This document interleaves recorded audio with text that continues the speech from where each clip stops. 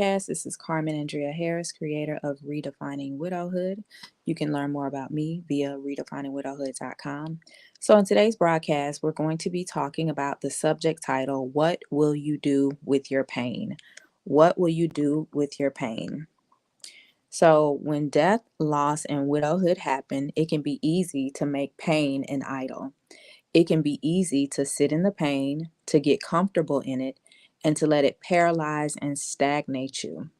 It can be easy to get so lost in the pain that you look up years later and find yourself in the same space you were in the moment that everything happened. My experience has been different than most. In fact, I made a decision early in my widowhood that I would not be stuck in the pain of loss and that I would get back up after life knocked me down. I made a decision to repurpose my pain. I took the pain of widowhood and all the losses that occurred afterwards, and I used it as a tool to create beauty out of my ashes.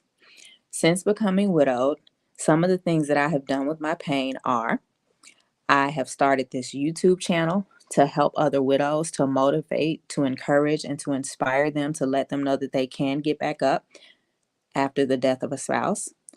I have also wrote and self-published my second book, using my story to encourage other widows.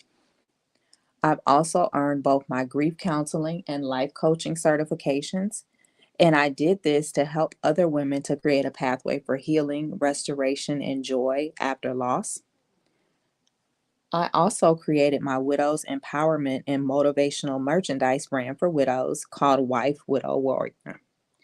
Most importantly, my pain was the catalyst to awaken me to my God-given calling and purpose.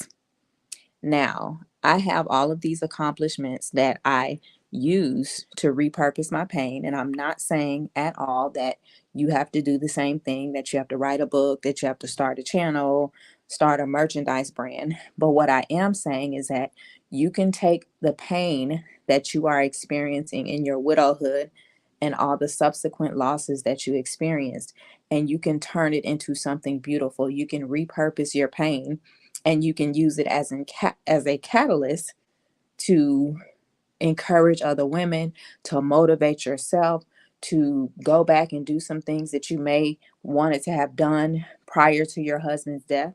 What I am saying is that you don't have to stay stuck in the pain of death and loss. You can take that pain and you can do something beautiful with it. You can take that pain and you can repurpose it. You can take that pain and you can use it for fuel to do something that you never thought that you could do. So let me ask you, what will you do with your pain? Will you let it go to waste? Will you sit in it for years?